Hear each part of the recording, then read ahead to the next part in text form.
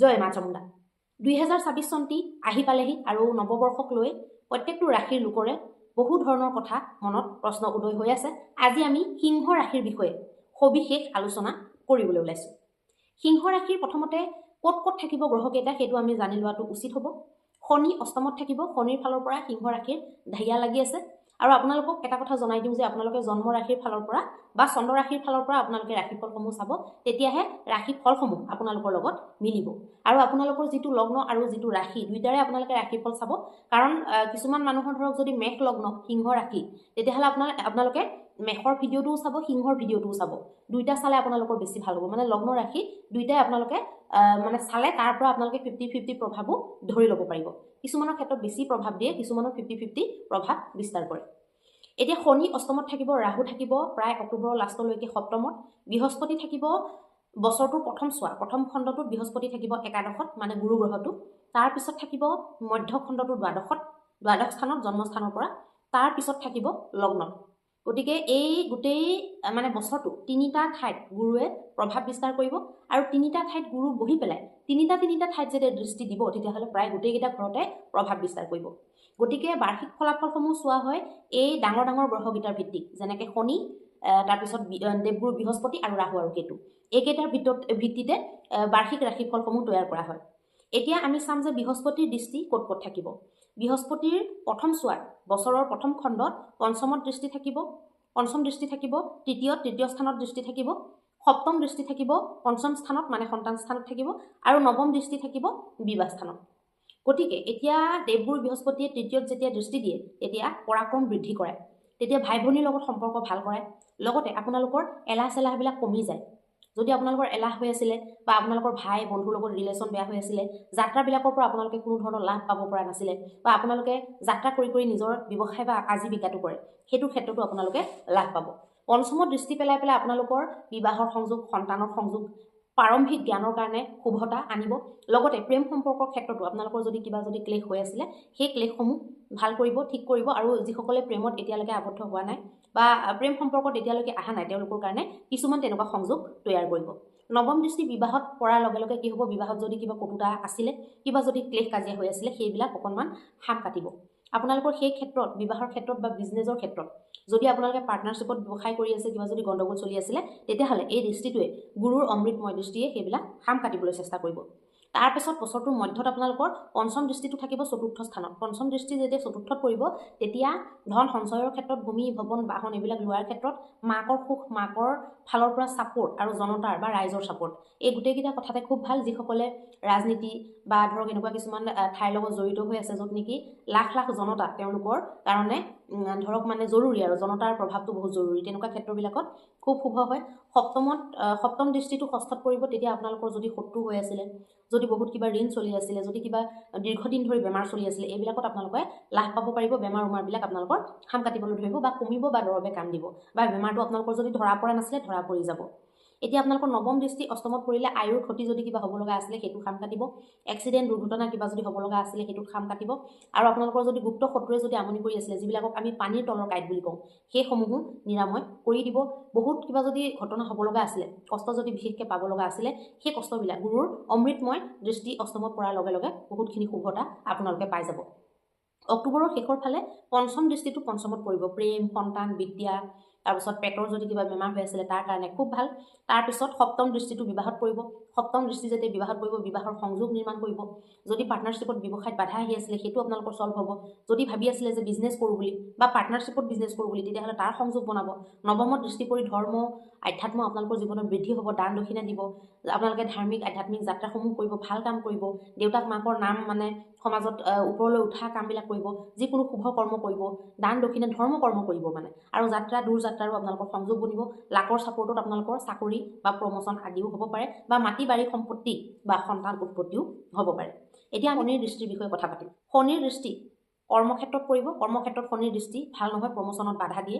লগতে আপোনালোকৰ যিকোনো কাম হ'ব লগা থাকিলে তাত বাধা দিয়ে।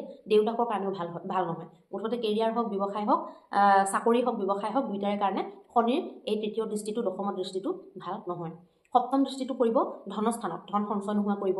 বাণী স্থান আৰু ধনস্থান দুইটাতে, সেইটো দুইটা একেটাই স্থান হয়, গতিকে তাত দৃষ্টি পৰি পেলাই কি কৰিব, কুটুম্বৰ লগত বিচ্ছেদ কৰাব, মাতবিলাক কথাবিলাক কৰ্কশ কৰি পেলাব।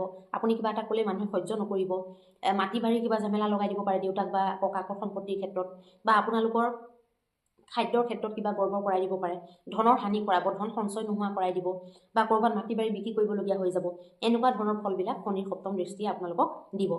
শনিৰ দশম দৃষ্টি থাকিব পঞ্চমত। প্ৰেম সম্পৰ্ক যদি চলি আছিলে তেতিয়াহ'লে তাত কটুতা আহিব, তাত বিচ্ছেদ আহিব।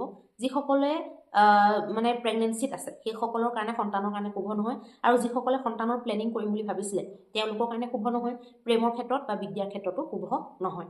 গতিকে শনিৰ যিটো কণ্ডিশ্যন সেইটো আপোনালোকৰ কাৰণে শুভ নহয় বাৰু। ৰাহুৰ পঞ্চম দৃষ্টি লাভত পৰিব, ৰাহুৰ পঞ্চম দৃষ্টি লাভত পৰিব মিথুন ৰাশিত। সেইটো বহুত বেছি দৃষ্টি পৰাটো ভাল বুলি কোৱা নহয়, তথাপি মিথুন ৰাশি হোৱাৰ কাৰণে বহুত বেছি অদ্ভুত এটা বেয়া ফল নিদিব, তথাপিতো ভাল ফল দিব বুলি ক'ব নোৱাৰি। সপ্তম দৃষ্টিটো লগ্নত পৰিব, সপ্তম দৃষ্টি লগ্নত পৰাটো শুভ নহয়, ৰাহুৰ দৃষ্টি লগ্নত কেতিয়াও শুভ বুলি ক'ব নোৱাৰি। নৱম দৃষ্টিটো পৰিব তৃতীয় স্থানত, নৱম দৃষ্টি তৃতীয় স্থানত পৰাৰ লগে লগে আপোনালোকৰ এলাহ চেলাহ বাঢ়ি যাব পাৰে, কিছুমান মানুহৰ এলাহ বাঢ়িব পাৰে, ভাই ভনীৰ লগত সম্পৰ্ক বেয়া হ'ব পাৰে, বন্ধুৰ লগত সম্পৰ্ক বেয়া হৈ যাব পাৰে, বা যাত্ৰাত আপোনালোকে এনে লাভ পাইছিলে এতিয়া লাভ নোপোৱা হৈ যাব পাৰে, এনেকুৱা ধৰণৰ কণ্ডিশ্যনবিলাক আহিব। কেতুৰ পঞ্চম দৃষ্টি পঞ্চমত পৰিব, সেইটো বহুত শুভ বুলি কোৱা নহয়, কাৰণ কেতু আৰু ৰাহু দুইটা মানে ইটোৰ সিটোৰ পৰিপূৰক হয়। সপ্তম দৃষ্টিটো সপ্তমত, কেতুৰ দৃষ্টি সপ্তমত বহুত শুভ বুলি ক'ব নোৱাৰি। আৰু নৱম দৃষ্টি ভাগ্যত পৰিব, নৱম দৃষ্টি ভাগ্যতটো ইমান অশুভ নহয়, কাৰণ কেতু এটা আধ্যাত্মিক গ্ৰহও হয়। কেতু এনে শুভ গ্ৰহ আছিলে, কিন্তু ৰাহুৰ সন্মুখত থকাৰ কাৰণে তাকো পাপ গ্ৰহ বুলি মানি লোৱা হয়, কাৰণ ৰাহুৰ দৃষ্টি পৰি থাকে। এনে কেতু শুভ গ্ৰহৰ ভিতৰতহে এটা বুলি নৰ্মেলি ধৰা হৈছিল। এতিয়া আপোনালোকৰ ক'ত কি গ্ৰহ কেনেকৈ থাকিব মই সেইখিনি কথা আপোনালোকক ক'লোঁ। আপোনালোকে এই বছৰটোত খঙত সংযম ৰাখিব লাগিব, বাণীত কণ্ট্ৰল ৰাখিব লাগিব, ধন কুটুম্ব এইবিলাকত আপোনালোকৰ আৰু ব্যৱসায় বাণিজ্যত বাধা হ'ব। পৰাক্ৰম আপোনালোকৰ থাকিব, অৱশ্যে বছৰটোৰ বেছিভাগ সময়তে পৰাক্ৰম থাকিব, সম্পত্তি বাহন আদিৰ সংযোগ বনিব পাৰে। পঢ়া শুনাৰ ক্ষেত্ৰত অতি এইবাৰ ভাল বৰ্ষটো, মন বহিব পাৰে আপোনালোকৰ, মন বহাৰ ক্ষেত্ৰত ভাল হ'ব পাৰে, বা ভালকৈ যদি মেহনত কৰে আগবাঢ়ি যোৱাৰ কাৰণে বৰ ধুনীয়া সুযোগ দেখা পাব পাৰে। সন্তানৰ ক্ষেত্ৰত পুত্ৰ লাভৰ সংযোগ আপোনালোকৰ কাৰণে বনিব পাৰে। যদি জন্মতে জন্মকুণ্ডলীত পুত্ৰ যোগ আছে তেতিয়াহ'লে নিশ্চিতৰূপে আপোনালোকে এইটো বছৰত সন্তান প্লেনিং কৰিলে ল'ৰা সন্তান জন্ম হোৱাৰ, পুত্ৰ সন্তান জন্ম হোৱাৰ সম্ভাৱনা আছে।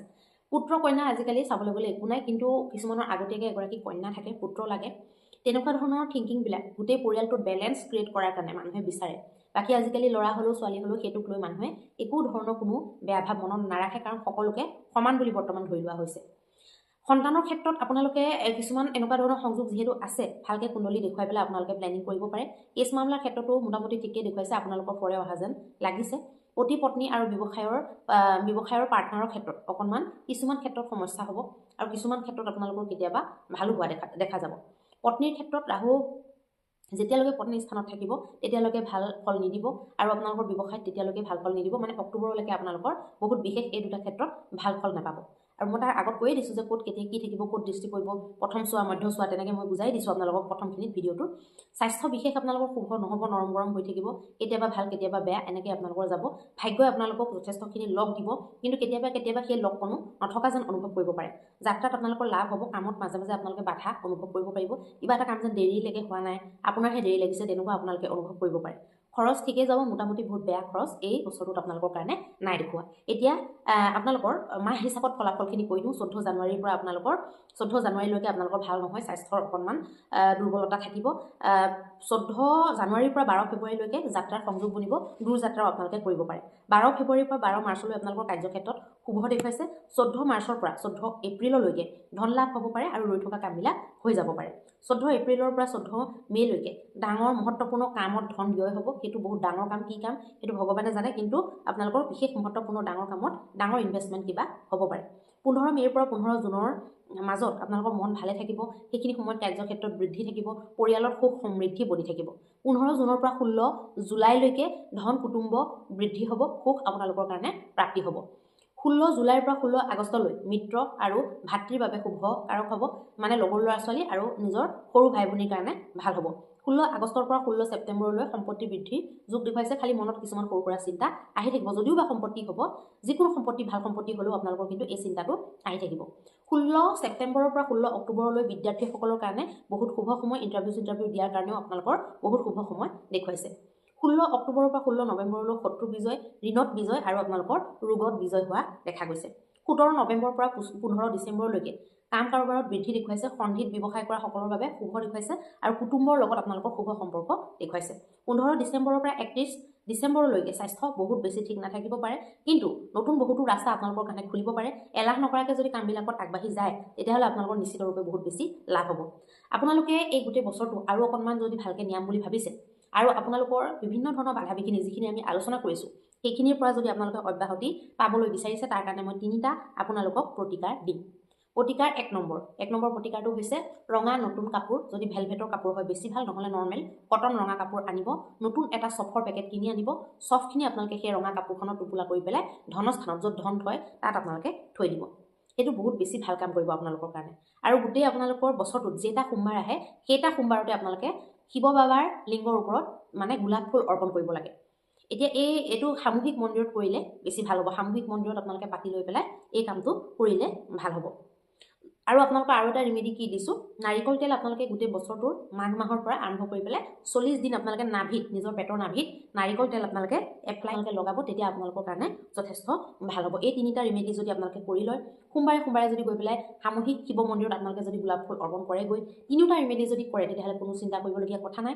আপোনালোকৰ জীৱনটো সুখময় হওক, সমৃদ্ধিশালী হওক আৰু নতুন বৰ্ষৰ ইংৰাজী নৱবৰ্ষ আৰু অসমীয়া নৱবৰ্ষ দুয়োটাৰে কাৰণে মই এতিয়াই শুভকামনা আপোনালোকক এডভান্সকৈ জ্ঞাপন কৰিছোঁ। জীৱনত সফলতা পাবলৈ হ'লে আপোনালোকে এষ্ট্ৰলজিৰ সহায় ল'ব পাৰে। এষ্ট্ৰলজিৰ সহায় লোৱাটো বহুত ভাল, কিন্তু মেহনত কষ্ট আপোনালোকে নিজেই কৰিব লাগিব। ধন্যবাদ।